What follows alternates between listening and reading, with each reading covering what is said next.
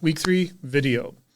So we've talked about still photography already. Now we're going to move into adding motion to those still photography.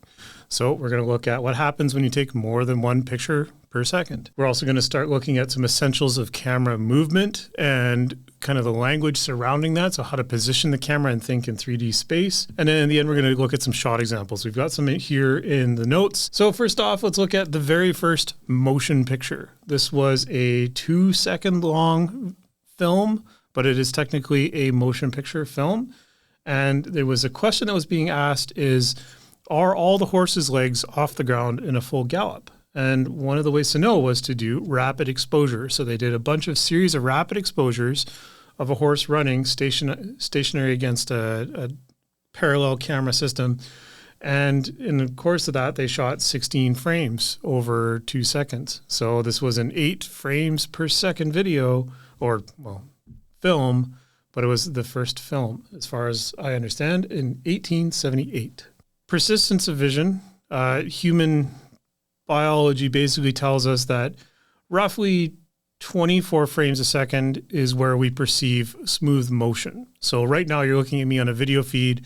This video feed's probably shooting at 30 frames per second.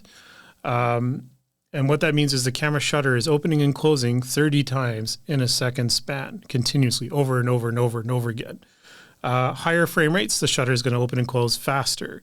Slower frame rates, the shutter is going to open and close less frequency. This has nothing to do with shutter speed, which we talked about last week, which is how long the shutter is open, but the interval or the time between the shutter opening and closing. So you could have a really slow shutter speed and a really fast frame per second, but it'll never be faster than the shutter speed. So it's the interval between, the shorter the interval, the more frames per second, the faster or smoother the motion is going to look, depending on how it's played back. This is how it's captured. We'll talk about how it's played back a little bit later. So frame rate is one of the big things that marketing will tell you. You look at something like the Mavic 3 here. So the Mavic 3 will shoot anywhere from 24 frames per second all the way up to, I think it's 120 frames per second at a lower resolution, or 60 frames a second at full resolution. So you've got that range between 24 and 60. What's important to remember, though, is the faster your frame rate is, if you play it back, it's either going to look really smooth or it's going to skip frames because you might be playing it back at a different frame rate, or it might be slow motion because it's potentially 2 to 3 times faster. The other part of this equation is resolution. So these days, there's 3 main terms or names or marketing terms for video. There's HD, there's FHD or full HD, and then there's UHD, which is ultra HD. So there's a little bit of confusion out there. Always people say, oh, we'll shoot it in HD. Well, what kind of HD do you mean? And that's an important thing sometimes. I always recommend shoot in the highest resolution you can afford to, because you'll always have the flexibility. But let's look at this on the screen here. We've got HD, which is 720p. That's 1280 by 720 pixels. That means it's 1280 pixels wide by 720 pixels tall.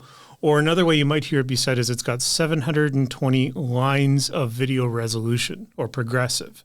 The little p in the number means it's progressive. That means that the video is scanned and there's no breaks in the video lines. Pretty much like nothing is shot in interlaced anymore. That's a mid-80s to mid-90s, early 2000s technology where they would skip lines to give you higher perceived video resolution, but save on bandwidth or radio spectrum so that the broadcast signal wouldn't take a ton of video space. These days, if you hear someone shooting in 1080i, that's a technical challenge that you might want to avoid, but you might run into that still on broadcast video. So if you're shooting with a drone for broadcast video, they may, depending on the station, still run in 1080i. Most, I think, now are moved on to 1080p, or they're able to take higher, like 4K or UHD. But it is something I've run into. I've shot some stuff for broadcast. My camera shot at 720p progressive, and because of the technology the camera used, they couldn't take it. And this was like 2010, so it wasn't even that long ago. But broadcasts are usually a little behind camera technology because they spend millions of dollars on cameras. They're not going to go out next year and buy the next greatest thing. So we move up resolution. You look at how many megapixels And the slides aren't advancing on the screen share. Oh, that's problematic. Thanks. Because I just talked a lot about that. Shoot. Okay. Did you see the horses? Nope. No, it was on the welcome screen the whole time. Okay. So the first one, I'll quickly say it again because and I'm going to edit this, so I'll bring that back in. But motion pictures, right? We're talking about the first film. It was 8 frames a second, I think, give or take. And that's the horse galloping. And it's only 2 seconds, so of course it repeats. And then difference in frame rate, so the interval between each of them. And now we're on to resolution. Thanks, Finn. So yeah, 720p is approximately 0.9 megapixels, right? So roughly, let's call it 1 megapixel. 1080p, which is 1920 pixels wide by 1080 pixels wide. So now you've got 1080 vertical lines of resolution, or sorry, lines of resolution. They're horizontal. I haven't finished this yet. Is roughly 2 megapixels, so double the amount of pixels per frame on screen. 4K or UHD or 2160p is 3,840 pixels wide by 2,160. So it's again double the vertical lines. But now because it's also wider, it's roughly 8 megapixels per frame of photo. So very big jump in resolution. And we already have cameras now that can shoot 5K, 6K, which again is the K in the resolution is roughly the horizontal number of pixels. So 4K is 4,000, roughly 3840. There's a cinema format that's 4,096. There's kind of all the same. There's 8K now, which is 7192, I think. So it's almost 8,000 pixels wide. And it's not going to be 16 megapixels. It's going to be roughly 4 times, so roughly 32 megapixels per frame.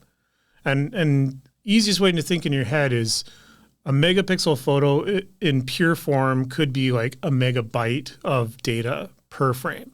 So if you've got 24 frames a second, and this is going to go into the next slide, so I'll just go to it. If you are doing 24 frames a second at 4K, that's 8 megapixels 24 times a second, right? That's 192 megapixels per second. So that's 200 megabits per second.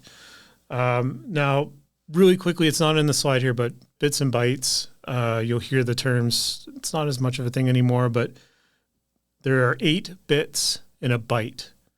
1 byte is 1/1000th of a kilobyte, which is 1/1000th of a megabyte, which is 1/1000th of a gigabyte. Memory cards are sold in gigabytes. So all the ones you see on here are 256. It's a lot of data. 256 gigs. Like my first memory stuff was a 1 megabyte floppy disk. And now we've got a 256,000 of those in my thumbnail or fingernail. It's crazy. It's mind blowing. And I'm not that old. So just mind blowing. Anyway, 4K video is expensive when it comes to data. If we're talking 200 megabits per second, and then we divide that by 8 to get the bytes, right? That's 200 divided by 8. That's 25 megabytes per second. And this is why, the reason I've got this on the screen here right now, you look at all of these cards on the screen, they all have this V30 on the cards. The ones that are green and caution all have a V30 rating. All of these cards look almost identical, right? They've all got 256 gig. They're Ultra or Evo or Pro or Extreme. But one of the important things is this little V30 that you see on the cards on the right. That V30 means that the memory card is rated for a continuous 30 megabytes per second or better write speed to the card. If your video or if your memory card can't sustain that, what's going to happen is the camera that you're using is going to drop frames. It's just going to throw them away. It's not going to buffer them. It's not going to wait for the card to catch up. It's going to just toss them. So if you've got a really important shot and you use a cheaper or a slower card, it's going to lose frames. And what'll probably happen is the camera will just stop because it's like, nope, too many frames dropped. I can't handle this. I have no buffer. I quit. And it will just abandon recording in the most important time. Or it'll continue and corrupt, and then you'll have this broken video that's breaking apart. So this SanDisk Ultra on the left side here, these are all 256 gig cards, and the price difference between all of these is roughly $10 to $15. They're all in the same neighborhood of about $30 to $40 per card. We've kind of got to that sweet spot where I recommend a 256 gig.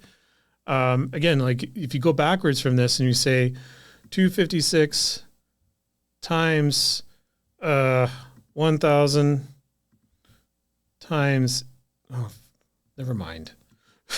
Finn, what's 256 divided by, or 256,000 divided by 25? How long will it take to fill a 256 gig card at 25 megabytes per second? Figure that out for me while I continue talking. This about 170 minutes. Yeah. Okay. That makes sense. Yeah. So you've got 2.5 hours of footage that you can use on a 256 gig card. I don't recommend any bigger. I always recommend having multiple cards instead of one really big, like 2 terabyte card, because you crash your drone, you might have a week's worth of footage on there that you've now lost. Or you unplug the card while it's still copying or writing to it. You could corrupt the card and again, destroy all the footage that's on the card. Or you're trying to get that last second shot and you're like, I really need to make space. I'll just format the card. I'm sure I've dumped everything to my server. Nope. You've now lost, again, a week's worth of footage. So a 256 gig is enough that you can shoot through 3 or more batteries with a Mavic 3, for example. Or if you're shooting in 8K, you've got an hour. So you've got room for a reasonable shoot session with a 256 gig card. Last year, I think it was, I said 128 is all you need. If you're using a mini, like even a Mini 3 Pro now, the video bit rates are all kind of the same. They're all roughly 25 to 30 megabytes per second. So it doesn't really matter if you're using a very high-end drone or a small drone. If you're using these micro SD cards, that's kind of the sweet spot right now.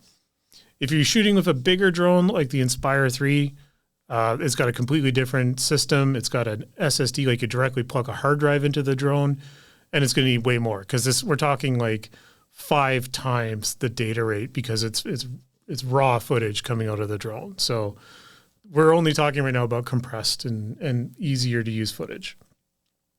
All right, I've hammered that enough. All 3 of these cards on the right side, the Canvas, the Lexar, and the SanDisk Endurance, those are directly supported cards by DJI for the Mavic 3. So those are exactly what you need. The Extreme Pro has the exact same rating as the High Endurance, but when you go to read from the card, it's about 1.5 times faster. So if you're plugging the card into a fast computer with a high-speed memory card reader, your offload or your copy speeds will be a little faster. But they're all guaranteed to do at minimum 30 megabytes per second. Even this Amazon Basics, but what the price point that I would be concerned about is I would be hesitant to use an Amazon Basics card in a professional environment. If you need something cheap, it meets the specs, it's probably fine. But I personally, I've shot for 20 years now. I typically use either Lexar or SanDisk for my cards. I bias towards Lexar. And part of the reason is Lexar actually, some of their cards come with free software for data recovery if you mess up the card. So that's something that's important. And then also some of them have lifetime warranties. So if you nuke a card, you might be able to get warranty on it. So trusted names. Kingston's a really good name as well. I don't see them in stores as often. So my preference is Lexar and SanDisk. Other piece of essential gear, as we're getting into video here, is neutral density filters. If you are flying any drone, we talked about this last week with variable apertures, any drone, you should have a set of ND filters. It doesn't matter if it's got variable apertures or fixed apertures, you will run into situations where you need ND filters. It is an essential part of video. What does an ND filter do? It makes the amount of light coming into the camera darker, which lets us either open the aperture back up, slow down our shutter speed, or adjust our sensitivity of our sensors so that we are improving noise or adjusting for dynamic range. In some situations, like on the Mavic 3, it doesn't let you adjust the sensitivity, the ISO, in certain shooting modes, so then you are forced to use an ND to compensate. They're relatively inexpensive. DJI makes a kit for pretty much every drone. They're about $60 to $80 per kit per drone. Sometimes they cross over generations, like the Mini 1 and 2, you could use the same set of filters. Usually they don't. Usually there's going to be a new set because the camera's changed dramatically over generations. This chart here, essentially, the important thing to look at is you'll see on the kit, on the ND filters, it'll say ND16, ND32, ND64. That is the factor or the darkness level of the glass, and that translates back to how many full stops of exposure it is reducing the light by. So 16 divided by 4 is 4. 30, that doesn't work. Okay. Anyway, it's an ND32 pulls back 5 stops of light, an ND64 pulls back 6 stops. It's, I don't know what the divisor is now. The brain can't handle that. Anyway, the higher the ND number, the stronger it is, the more stops it's going to pull back. So here's an example. This is looking through the controller on the Mavic 3. So you look on the screen here, and we're in video mode, we're recording, and on the bottom is all our video settings. So we've got the camera set up in 4K, Cine 4K, which is a slightly different resolution than normal 3840. It's running a white balance of 5400 Kelvin. And that's another thing that's important is, and you'll notice it's in automatic right now because we were just doing some sample footage, but it's very important that you lock your white balance with a drone because the camera is moving. And when a camera moves, it's going to detect different scene and different colors and qualities of light. And what white balance does is it chooses a white point in your footage. And then it calibrates your color. So both your tint and your color temperature will be calibrated based on what the camera knows to be a normal white point. So if you point the camera at something blue, it's going to compensate and make everything orange. If you point it at something orange, everything's going to seem blue. So once you've set it to something that's neutral and white, and typically in daylight, 5400 Kelvin is kind of the color of a daylight sun. But we were shooting in sunset. So now we've got the scene is going to change and the color is going to change. So one of the things that when I'm doing this properly is you lock your white balance to a number. That way, as you move the camera, it doesn't shift from purple to green and back and forth. So your footage is easier to cut together. The other thing we'll notice, so we talked about this a little bit, but shutter speed is an important factor to video. So now that we're moving and pictures are moving, we want our shutter speed to be conducive to a nice consistent motion or have a nice smooth effect to it. So my shutter is at 1/50th of a second. And the reason it's at 1/50th and I'm shooting at 24 is something called the reciprocal rule. And what that is from a film camera, as you think about the way the shutter worked and the film moved through the camera, and there was a circle that moved around, and it was called the gate. And the gate would open and close to allow the camera to expose the film as the piece of film moved through. And the idea was that the gate was only open for half of the circle. So as the gate was open, the shutter was on, and then the gate would close, and the shutter would close. So if the camera was moving at 24 frames per second, the shutter would only be open for 1/50th of a second, or the gate would only be open. So as it rolled down the film, you'd have 1/50th shutter speed, and they call it the reciprocal rule, or 180 degrees because it's a half of the circle. So you'll some cameras you'll see it in shutter angle mode, and 180 degrees is the target, and that's to get the nice motion blur for the frame rate. Because we're at 24, it's 1/50th or half the reciprocal. So 1/50th is half of 1/24th. If the camera were shooting at 1/60th, then the shutter speed would be 1/20th of a second, right? Again, half the reciprocal of the shutter speed. But the other thing we're looking at here is we've got our aperture is at f11. It's really closed down because we're shooting into the sun, and we have no ND filter on the camera right now. So here's the shutter settings as it is, right? This is kind of the ideal settings I want for this shot, but everything's super overexposed. Last week we looked at the histogram, and you can see the histogram over here, and that dot, that very fine line over here on the right, that's overexposed. Things are clipping into white, and there's barely any pixels in the blacks. Everything's just visually blown out, right? And then we look at the exposure meter. We talked about exposure value. This thing's at plus 1.7. So it's almost 1 3/4 stops overexposed. So we need to deal with this. And I don't want to change my settings. I want these settings. I want the aperture to be in the middle. I want my shutter speed at 1/50th. I could drop my ISO to 100, but if I switch over to log, I won't be able to, so I need to deal with this. So let's put an ND filter in front of the camera. And one of the tricks I use is I'll hold the ND filter, imagine this is the camera, in front of the lens and look through the viewfinder and look at what my exposure does in that shot without having to clip it on, because you really want to minimize when the camera's on, when the drone is on, you really want to minimize the amount of time you spend messing with the gimbal. It's hard on the motors. You really shouldn't do it. You probably in the manual it says don't do it, but I'm going to say you shouldn't at minimum because it takes forever to power it on and off. But if you do, make sure you've stabilized the gimbal so that you're not whacking it around and breaking the motors, because you're going to overpower the motors. Eventually you're going to wear out the gimbal. So the best thing to do is put that filter in front of it, check your scene. It looks good. That's probably okay. And I believe it's probably still the same filter on. Yeah, it was an ND16 that I put on. So that's 4 stops less light. So it's +2.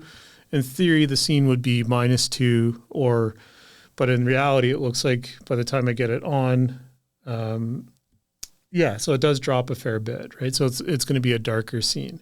Now, this footage that we're seeing on here right now, and we'll try and play it in a second, but you can see the exposure between the two is almost identical from a light or a luminance, and they're both running at very different camera settings. So we've got the aperture is closed down to f5, the shutter speed is at 1/50th in order to compensate for that ND16, that 4-stop darker filter. The ISO is the same between the both. They both have the same sensitivity levels. But then you look at the dark scene without the ND filter, it's at f2.8. And then the problem starts where it's at 1/2000th of a shutter speed. And you look at the two scenes and you look at the motion blur difference between the top video, which is a natural motion blur for 24 frames a second, and you look at the motion blur in the bottom and it's almost a still photo. And when you look at this in practice, when you look at footage that the shutter speed is too high, it's going to look AI generated or computer generated or robotic. It's going to look like handycam style video and less like cinema, because cinema, they're always trying to target the ideal shutter speed. So let's try and play this. Let's see. Okay, imagine 2 videos, and I will dump this into the community notes. But basically, the video up top is very smooth and consistent. The video across the bottom seems faster, but it's very stuttery and it's got like a stroboscopic effect to it. So you've got a little bit more pulsing going on, and so it's not as smooth. And of course, the video is sharper. So that's essentially the important thing to remember is if I'm shooting at 24 frames per second, my shutter needs to be at 1/50th, which then means I either need to adjust my aperture, my sensitivity, or my ND filters in order to get the exposure back under control to that point. So now on my screen, let's talk about moving the camera. All right. We've got basically the one on the left is kind of a joke, because like when you deal with non-camera people, and even myself, I always forget, but everyone either says, can you pan left, pan right, pan up, pan down? Well, that's not true. It's tilt up, tilt down, pan left, pan right. And then if you're moving the camera left or right, you're trucking it. If you're moving it up and down, it's a boom or a jib, because they're using what used to be a jib arm or a camera boom. And then dollying in and out. And that's without moving, like not using zoom. So you're not adjusting the level of magnification. You're using a fixed lens, and you're just putting it on rails and moving it in and out. Pedestal is another for move up and down. I commonly hear and use the term elevator. So if it's a straight up and down shot where the camera's staying like perpendicular to or parallel to the horizon, you can use that as an elevator shot, and then you can incorporate a tilt as well at the same time. It's interesting. And then one of the most common drone shots out there is going to be the orbit. But so I always use the wrong terms, but this is the reference for you. And so if you're talking with a film crew or with someone in production, and they're like, "Oh, can you pan this left and right?" And you're like, "Okay, I know your language now." So that's now Finn's turn. Yeah, so I was just going to briefly mention some of the drone shots, the basic ones. So the absolute basics, this is from last week. The absolute basics are still the same. Nadir, high oblique, low oblique, except there's one extra. So on the next slide, there is one extra, which is the orbit, which Ian mentioned. So this is a shot where you translate the drone left and right, or truck the camera left and right, and then use a yawing movement to keep a center at the subject, or keep a subject in the center or in a predetermined location of the shot. And you do this either, if I had a controller here, that would be great, both sticks in or both sticks out. So it's a pretty simple shot. So you roll in with the translation, so the right stick. Yep, you roll in with the right stick. And then you use the left stick to keep the subject in the center or the predetermined location in the shot. Don't do this though. So one of the things with the orbit, the combined stick maneuver. So, and I've almost caught myself doing it in early days, but right. So remember that your right stick, from our basics of movements, the right stick controls your translation of the drone or position, or in this case, truck or dolly. Your left stick is your pan. So we want to, if we wanted to orbit around from left to right, we're going to translate the drone or truck it to the right. And so it's going to be a slight amount. But then in order to keep the subject in frame as we move to the right, the subject's going to move to the left. So then we've got to pan to the left at the same time. And it's going to be a constant pressure. Once you've got it set, you're not moving the sticks, right? So if you find that the drone is getting too far away from the subject, you would then use less side-to-side movement, like less truck, and more pan. So then you can tighten up the circle, and vice versa. If you wanted to make it a bigger circle, you'd have faster truck speed, and you would counter that with a faster pan speed. So more movement out or more movement in if you're moving it left to right. But the important thing is know where your combined stick maneuver is, because when you're flying manually, if you start doing something crazy, you might actually stop the props, and then the drone's going to follow this guy, and then you feel really stupid. And trust me, I know. All right. So then, sorry. I was just going to say, so those are like kind of the core basics, all of the core basics, and then these are some more like, these are also beginner shots, but these are kind of like the expanded list of beginner shots. So if you've never done videography before, you can start with, I call those like the 4 basic shots, and then these ones are actually often like kind of either compositions or adjustments on the 4 basic ones. And I've shamelessly stolen this from Drone Creative, I think is our YouTube channel, so check it out. We'll put the link into it. But he does a really good summary of these shots. He's got 10 basic moves that kind of summarize everything you should know. And one of the things to know is all of these, like the best way to do this, you can either shoot this in DJI quick shots using the automated pretty much every drone now has built-in quick shots, which are you can highlight a subject and then select the move that you want to do, like spotlight or orbit. And we're going to get into we'll do a specific video on that. But one of the catches with that is these automated flying, even with full 360 or omnidirectional obstacle avoidance like the Mavic 3 has, it will still fly into a tree. There's a minimum object detection distance, so and size. So it's like roughly an inch and a half. So really thin branches and shrubbery, stuff like that, you're going to get into the weeds and the drone is going to crash. So it's very anxiety inducing to fly in automated mode because you don't exactly know how big the circle is going to be or where it's going to go while it's doing the shot. One of the cool ones that DJI has now is the master shots. I think it started in the Air 2, but same thing. You draw a box over your subject so it knows where it is, and you hit go on master shots, and it'll do a series of 6 or 7 shots in sequence, and it'll basically do the entire menu of drone basic shots. So droney, orbit, spiral, push, slide, all of these things will be done automatically. So, but again, you got to give yourself a lot of space for these to happen. And it records all of them, so then you can go into your editor after the fact and then pick and choose the shots you want. So if you are in an area that you want to do some quick, like easy shot building and like have that catalog of the subject, that's a great way to bang off a whole bunch of shots. So then you know you've got like that safety net of camera moves that are going to be executed smoothly and safely. And then you can experiment by doing the manual stuff. But I highly recommend getting out and filming manually. You want to get that muscle memory into your hands to think in 3D space and then fly and consistently be smooth about your controls. And it is a perishable skill. It is easy for you to lose that precision over time if you don't fly on a regular basis. I was rusty. I flew Monday and I was definitely a little rusty on my orbits. So, okay, next.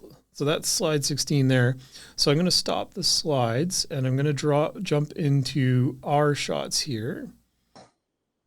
Come on. I was going to say waypoints is another good one to use, especially if you're flying in tight spots where you can fly through, set your waypoints, and then go back and let the drone do it automatically. It works really well. Yeah, and now with, come on, proxies, wake up. It's got to quit, reopen it. Waypoints, I think, is in pretty much all of them now as well.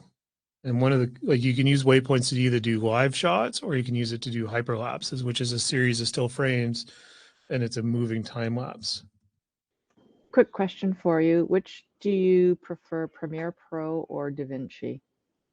And if you're a Premiere Pro user, is it easy to translate back to DaVinci? I've used DaVinci now for about a year, off and on, and then I went cold turkey May last year.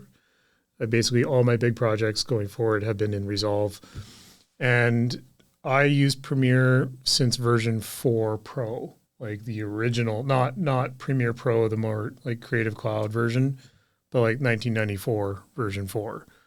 And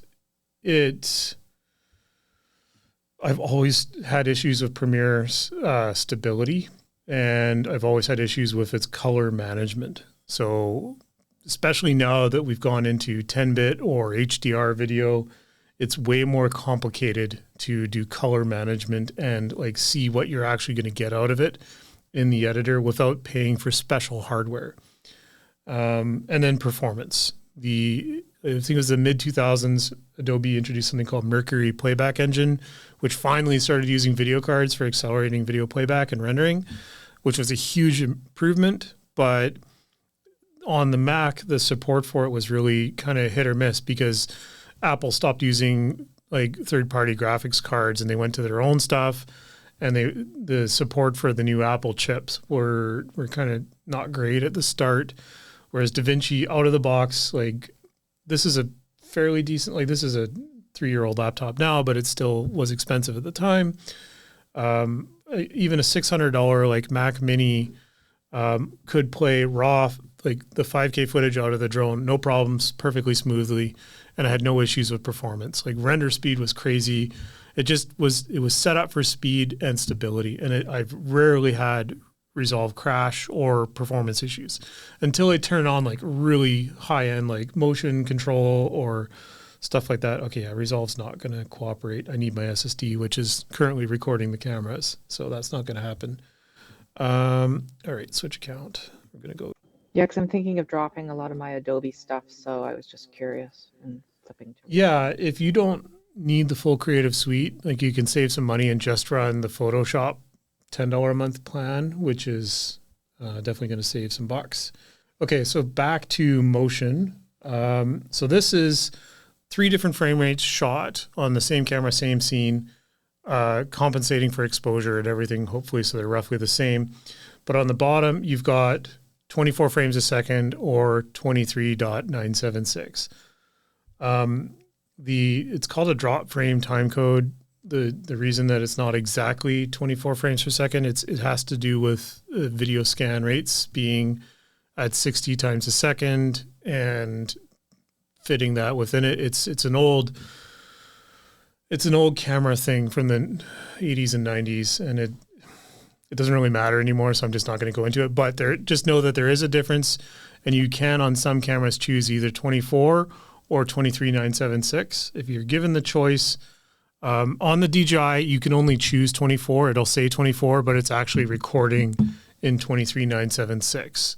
And that's important to know because if you're using another camera that has the option of both, like a Panasonic or a Sony, make sure that everything's exactly the same frame rate, 23.976 or 24, because what'll happen is the footage is going to be slightly like 1 to 2, like 5% difference. So it's going to, over an hour, your footage is going to be completely different and come out of sync. So you'd have to stretch or telesyn or conform one or the other. So DJI stuff is all in that 3.2 pull down drop frame time code. I don't know the proper name for it, but it's not a square frame rate is the way I think of it. So just remember that. So anyway, all of 3 of these are being dropped and played back. And here's the other gotcha. I think YouTube plays at a 24 frames per second square frame rate. So it hurts to think about all of this stuff, but we try and pick a way at it together. So these are all on a 24 frames per second timeline. But when you look at them, you're going to see the speed at which the motion. And I lined them all up so that the truck will come into the frame more or less at the same time. But you'll see the 48 frames per second footage is 50% slower. The 60 frames per second shot would be even slower, but I was a dummy and I didn't move the sticks consistently for all 3 of the shots. So this is a terrible exercise. But what I'm trying to get at is you shoot faster frame rates and then drop them onto a slower project or timeline like this. You will get slower motion video out of it. So your footage will either be stuttery if it's just interpolated or basically cut from 60 down to 24, or if it's played at 24 instead of at 60, it's going to be slower motion, smoother. If you find like your shots are too long and you need to speed them up, it's sometimes better to shoot at a slightly higher frame rate and speed that up than it is to because then you've got latitude to go in either direction. You've got more frames per second, more smooth motion, so then you can work with it. And you can slow it down 50% and not lose any frames. If I took this 24 frames per second footage at the bottom and I wanted to slow it down to 50, it wouldn't look like the 48 frames per second. It would be, there'd be a slight stutter to it. And then I would have to use software to kind of fill in between those missing frames, something it's called optical flow and we're going to get into that with editing in weeks to come. So these are the same shots played back at their, like, so these are interpolated, right? So they're all going to be the same speed. And again, I've adjusted them so they all kind of hit the truck at the same time. But you'll notice that the 60 frames per second footage is a little stroby. The 48 frames per second is at least it's 2 times the frame rate, so it's going to be a little smoother. But they all have the same now speed of motion. They're all in real time, even though they're dropped onto a 24 frames per second. So let's see if this one will play. And this is the shots one. So this was all the shots we took, and see if you can identify the different types of shots, and I'll mute it, but it's going to be a montage. So I'm just going to pause, and let's see if that plays full screen. Okay, so let's try that. So we've got a tilt down. We've got a orbit from wide to pull in. We've got a elevator down, tilt up shot. Another elevator down, tilt up shot into a kind of a reveal. Now we're into a low orbit with the camera facing up. Another orbit with the camera more square. And another orbit. And you'll notice all these are from right to left, so we're consistent. Now we switch to left to right and there's a change in the music. Now we've gone to a long shot, left to right, or right to left. Now we're pushing over a slide, another orbit, another push in, another orbit. I spent an hour filming a tutorial how to do this yesterday, but my camera wasn't rolling properly. Now we're doing a sliding shot chasing, a sliding reverse shot chasing, another sliding shot. But now this is, and then this is the nadir top down sliding camera movement shot as well. Sliding shot from the other side using the long lens, and then a pan out sliding shot to the end. So that entire series took half an hour to shoot. And basically one of the things that, and we're going to get into this, I think, just for time today, because it's such a big subject, is to think about 3D space. So if you start with something like the master shots is going to give you all that stationary object stuff that you need and give you some really cool angles to work with in your edit. But then if you start incorporating motion, think about where, and this is what I spent 90 minutes talking about, and I'm going to have to do this all again, but when you're editing, think about where the camera is in 3D space and plan your shots out so that the camera makes sense. One of those shots in that edit that I shared with you, I reversed from left to right, and I didn't catch it until we were watching it now. So that would be something that it's going to break that suspension of disbelief that it's being shot with either multiple cameras or that it's being shot with one camera in a linear fashion. Because in reality, we don't move left to right and then suddenly we arrive over here. We move from here to here, and then we've got that logical progression. So if you're doing something where you're trying to fake what they call it a two shot, like you've got a camera going in one direction and then opposing camera crossing the other, if you don't have some sort of plan for it to be consistent, it's going to start confusing the viewer, and it's going to pull them out of whatever you're trying to show them or what story you're trying to tell them, and it's going to break that reality. And now they're like, oh, I'm just watching a series of camera shots. I'm not watching a story or watching a video. So when you're looking at how you're editing something, it's really important to be consistent on that, be consistent on your timing of your cuts.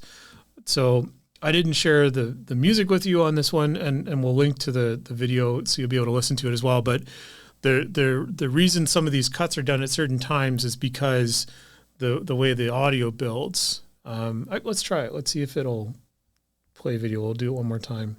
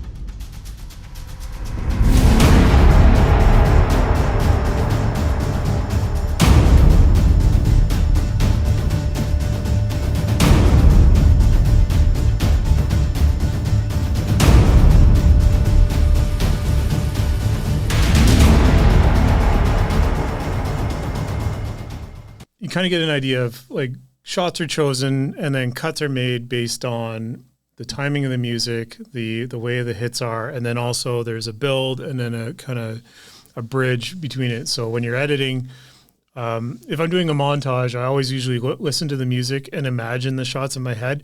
The best tip I've found is have the music in mind, because that's going to drive the mood of your video before you even get the camera turned on. So if you're going to shoot something, like I didn't in this case, I found the music after the fact and it worked for what I wanted. But like that's kind of like, it sounds like the Call of Duty theme music, right? It's pulled from a royalty-free. We use Artlist for our audio, and I'm like, oh, cinematic, powerful, and it found that. But it would be better to have the music in mind before you plan your shots, because then it's like, do I want it to be dark? Do I want it to be desaturated? All these different choices that are going to completely change the mood. Like I could make this look like something from a cartoon and be completely different energy based on music, light, color, and camera movement. So, and I give this footage to anyone else. They could make it a completely different edit even as it is too. So we're going to get more into editing in weeks to come, into color, into codecs, which is something we didn't talk about this week. Because if we just took the raw footage out of these cameras and didn't compress it, that 25 megabytes per second we talked about at the start here, that would be completely out the window. Even with these cards, they would be 5, 6, 7 times that. So compression is another nightmare that we're going to have to wade through together and talk about all the differences out there. And that kind of drives into like what kind of computer you should use for video editing. Again, the software, at some point you can go from using DaVinci, which is free, to using the paid version because of the video choices you make. So that kind of wraps up the movements here. One thing I'm going to start doing is we're going to do our monthly challenge again, and we will do a subject or just maybe we open it up to like an open critique session, and we could do a separate or make it incorporated part of these where if you guys want to throw some video into the chat and then we all can take a look at it and kind of have a critique session. So I love doing critique in school. I know it's not for everyone, so you're not required to do it, but it is something that it gives everyone an opportunity to kind of get like some honest feedback about their work. And so I'll post my video into the chat on the community. You guys are happy to critique me. I will suffer through it. My ego is strong enough, I think. So, and I appreciate that. Well, thank you for everyone that made it here this week. Jim, nice to see you, new face. And Aaron and Maya, thanks for joining us. Stay safe out there. Try not to the balloons. Don't drive if you don't need to. It's crazy out there. And fly safe, but not today. It's icing conditions. Look up cars, 90135, I think it is, Finn. 90135 or 90131. Look at your manual. If your drone's not certified to fly an icing, don't fly it. And also, you can't fly it because it's illegal to fly an icing for drones. I was going to say, there are more cars outside of the 900s that apply to icing. No aircraft can be flown in icing conditions. Exactly. So, all right. Thanks, everyone. We'll see you next week. Next week, I don't know what the topic is yet, but I believe it's building on video. I'll double check. So take care. Thanks again.